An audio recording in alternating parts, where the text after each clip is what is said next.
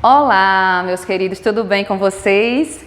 Como costume das nossas aulas, né? Sempre vem o cumprimento do dia, mas eu não sei qual horário que vocês vão assistir essa aula. Então, bom dia, boa tarde, boa noite, boa madrugada. Muito bom reencontrar vocês. Pena que ainda seja nessa situação, mas em breve nós nos reencontraremos pessoalmente. Estou com muita saudade de vocês. Vocês sabem muito bem do carinho e do cuidado que eu tenho para com cada um de vocês. Então, está na hora de nós recomeçarmos as atividades de redação, até porque estamos em quarentena. É cuidado e não férias. Vejamos, na última aula que nós tivemos, eu prometi a vocês que na aula seguinte eu iria fazer uma revisão dos principais tópicos e do que era mais necessário na estrutura dissertativa, inclusive o uso dos conectivos. Então vamos lá. Aquela conhecida de todos nós, né? A parte estrutural da dissertação argumentativa, que é justamente o que é cobrado no Enem, né? Nós temos a introdução, o desenvolvimento e a conclusão. Para a introdução, nós temos a apresentação da temática, e essa apresentação ela deve ser revestida de uma problemática. Problemática essa que deve apresentar o seu ponto de vista. Portanto, o ponto de vista ele é necessário já na introdução para que o examinador, ao ter acesso ao seu texto, ele entenda aquilo que você realmente quer transmitir com o seu texto, a partir daquilo que você apresentou. E aí, na introdução, eu sempre converso com vocês também dizendo o seguinte: por que a gente não questionar, para se tornar mais fácil, a forma de apresentar esse contexto introdutório? O que eu sei sobre o assunto? O que eu sei sobre a temática apresentada a mim? O que eu penso? Lembrando que o que eu sei, o que eu penso, mas eu tenho que apresentar o texto de forma impessoal. Eu só vou usar apenas a terceira pessoa do singular ou a primeira do plural. Eu não posso jamais, numa dissertação argumentativa, utilizar a primeira pessoa do singular. Por quê? É algo que eu estou participando diretamente do texto.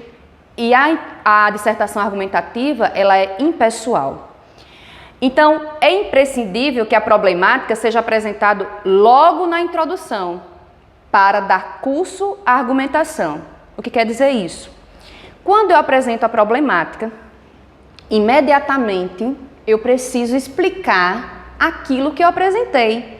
Então, essa argumentação é justamente o que virá no desenvolvimento, que é o que a gente vai ver a partir de agora.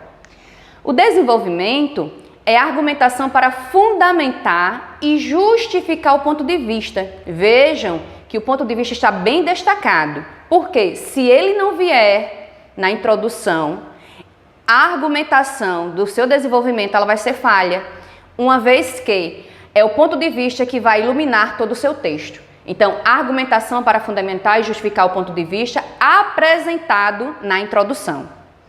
No primeiro parágrafo, que nós sabemos que o desenvolvimento ele pode ter de 2 a 3 parágrafos, e essa explicação ela gira justamente em torno de 3 parágrafos. Porém, se você apresentou apenas 2 parágrafos, não tem problema, porque um vai completar o outro. Lembrando que o texto dissertativo, ele é encadeado. O que é isso, professora? Ele tem uma ligação direta, as ideias devem estar interligadas, e essa interligação vai completar uma ideia a outra. Então, no primeiro parágrafo do desenvolvimento, nós podemos perceber o seguinte: é o primeiro elemento que eu utilizei na problemática dentro da minha introdução. Eu costumo orientar a vocês o seguinte, que na introdução, quando você apresenta o seu ponto de vista e apresenta a sua problemática, no mínimo você coloque 2 argumentos para que no seu desenvolvimento ele venha de maneira mais eficaz e mais detalhada, para que dê realmente imagem e consistência ao seu texto. Portanto, no primeiro parágrafo, os conectivos que você pode usar para ligar o primeiro parágrafo do desenvolvimento à introdução são justamente: convém ressaltar, é sabido que, sob esse viés, nesse contexto, nesse sentido, deve-se pontuar, é válido ressaltar, né? Convém ressaltar e é válido ressaltar. Professora, mas eu vi numa aula que eu posso usar em primeiro plano, primordialmente. Gente, até pode usar, mas eu sempre oriento aos meus alunos o seguinte: Isso é clichê. Quando você diz em primeiro plano, primordialmente, já dá a ideia do primeiro parágrafo do desenvolvimento. Então vamos evitar os clichês, até porque os examinadores, eles ficam de olho nos clichês que vocês utilizam. Então, por favor, esqueçam os clichês. Primeiro, primordialmente, tudo isso, de acordo com o meu primeiro ponto de vista, em primeiro plano, esqueçam isso, tá? Sigam as orientações que eu estou passando para vocês. Não estou dizendo e afirmando aqui que só pode ser feito isso, mas estou lhes dizendo e afirmando que é melhor vocês seguirem assim. Contraditório, né, professora? Não, mas é necessário também a gente perceber alguns nuances, que o texto dissertativo, ele tem alguns elementos que realmente, de manual para manual, de professor para professor, se torna contraditório. Sigam o que a professora Maria está dizendo.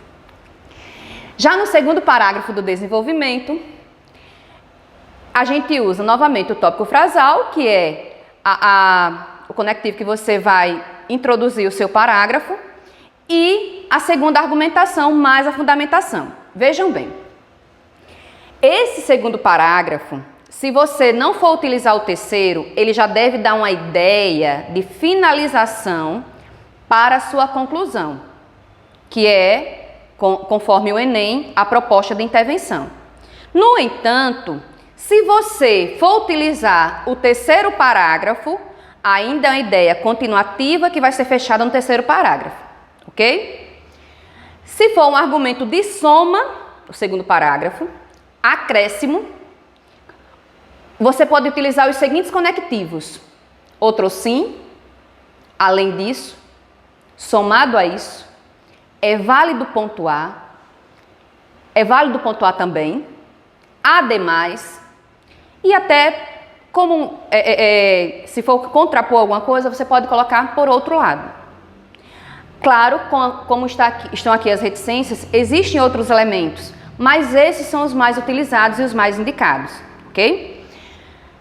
Se você não encerrou seu texto no desenvolvimento, no segundo parágrafo, aí você vai para o terceiro parágrafo.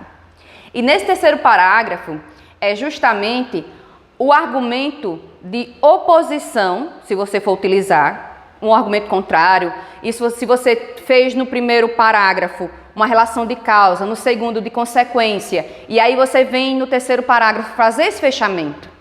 Alguns alunos utilizam 3 parágrafos no desenvolvimento, mas a maioria utilizam apenas 2, dependendo muito da forma que se apresentou lá na introdução. Então, no terceiro parágrafo, se for um argumento de oposição contrário, os conectivos que você usa são, veja, o segundo, ele acrescentou ao primeiro. O terceiro, ele se opôs, mas não é se opor com uma ideia totalmente diferente daquilo que foi apresentado ao segundo. É uma ideia que vai se completar, mas ao mesmo tempo ela vai se opor àquilo que já foi apresentado, já com caráter conclusivo.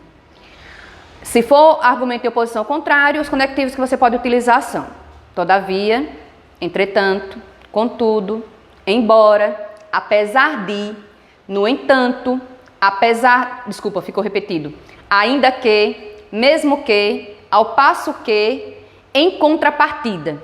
Vejam que são todos conectivos que nos colocam em situação de oposição ao contrário. Professora, o meu segundo parágrafo do desenvolvimento, ele tem um caráter mais contrário, mais de oposição, do que mesmo continuativo, já indo para a linha do conclusivo. Bem, se você colocou 2 parágrafos, causa e consequência, então esquece esse aqui, tá? E você pode colocar no segundo parágrafo isso aqui. Mas, se o que está aqui completa, tranquilo. Mas se você vê que o conectivo para completar, para iniciar realmente o seu texto, o seu parágrafo, se enquadra mais nesses que apareceram aqui no terceiro parágrafo, perfeito. Professora, eu só vou usar os conectivos no início do parágrafo, é isso? Não, esses conectivos aparecem aqui justamente para que vocês percebam que ele pode ser usado em qualquer parte do texto. Porque durante o texto você vai completar as suas ideias. Por isso que a maioria dos alunos só usam 2 parágrafos, porque dentro dos parágrafos já aparecem os elementos necessários. E vejam bem, a partir do momento que você constrói o seu parágrafo e as suas ideias, elas não se compreendem, elas não se completam, elas não se ligam, o seu texto não tem coesão, o seu texto não tem uma interligação. E além do mais, o texto ele tem que ser interdisciplinar, né? O texto dissertativo ele tem que ser interdisciplinar, você tem que fazer ligação com outras áreas de conhecimento. Mas nas próximas aulas a gente vai falar sobre isso também. E aí, gente, é nessa junção de ideias, é nessa ligação que acontece justamente aquilo que a gente chama de desenvolvimento, ou seja, a argumentação do seu texto. É quando você vai apresentar de forma detalhada aquilo que você colocou no seu ponto de vista, aquilo que você apresentou como problemática. E aí, você introduziu, apresentou, você desenvolveu, argumentou. A gente passa para um dos elementos. Então, gente, a partir do momento que você fez os seus 2 ou 3 parágrafos, você tem que perceber algumas coisas que vão dando ênfase ao seu texto. Por exemplo, se for um argumento de consequência ou causa, os conectivos que você vai utilizar é por consequência, por consequente, posto isso, por isso, devido a, em virtude de fato, com efeito, porquanto, já que, uma vez que, visto que, como, se for no sentido de porquê, que é justamente a explicação, de tal forma que haja vista. Veja bem, eu falei para vocês na nossa última aula o seguinte, gente, na próxima aula eu vou trazer detalhados os conectivos que vocês devem usar. E como eu frisei anteriormente, esses conectivos eles devem vir bem explícitos ao longo do texto. Lembra da competência 4? É justamente uma das competências que a gente mais utiliza e analisa na hora de avaliar a ligação que vocês fazem dentro do texto com os conectivos, certo? É importante que o seu desenvolvimento venha introduzido por conectivos, que são as conjunções, né? Que a gente utiliza o termo agora conectivo, para que o texto tenha coesão e a argumentação realmente flua. Ela passa por uma ligação de ideias e o texto vai ficar muito claro e o examinador vai dizer que produção desse cara, que produção dessa menina. Então, isso tudo leva a um grande elemento, que no texto dissertativo do Enem é um elemento que é avaliado individualmente, que é justamente a famosa conclusão, que no Enem é chamada de proposta de intervenção. Veja bem, essa proposta de intervenção ela deve obrigatoriamente respeitar os direitos humanos. Caso isso não aconteça, a sua redação pode ser zerada. A proposta de intervenção obrigatoriamente deve respeitar os direitos humanos. Friso justamente porque já aconteceu situações de termos redações zeradas por conta dessa questão de desrespeito aos direitos humanos. Então, a conclusão, você vai utilizar o conectivo conclusivo, pode ou não ser feita uma retomada da tese, vai depender muito da forma que você apresenta, mas é interessante que você faça uma retomada da tese bem sucinta. E vem a proposta de intervenção. Claro, a proposta de intervenção, ela vai elucidar, vai solucionar a problemática apresentada com os resultados. De que forma isso vai acontecer? Dentro da proposta de intervenção, eu preciso usar 4 elementos para o elemento principal, que é o detalhamento. E o detalhamento ele só vai acontecer se eu utilizar esses 4 itens de forma muito clara. O que é a ação que vai ser feita, quem vai fazer, que é o agente. Na nossa última aula eu dei até para vocês uma siglazinha, né? GOMIFs, que são os que são mais utilizados, que é o governo, as ONGs, a mídia, as instituições, a família e a sociedade. Só que alguns desses agentes estão dentro um do outro.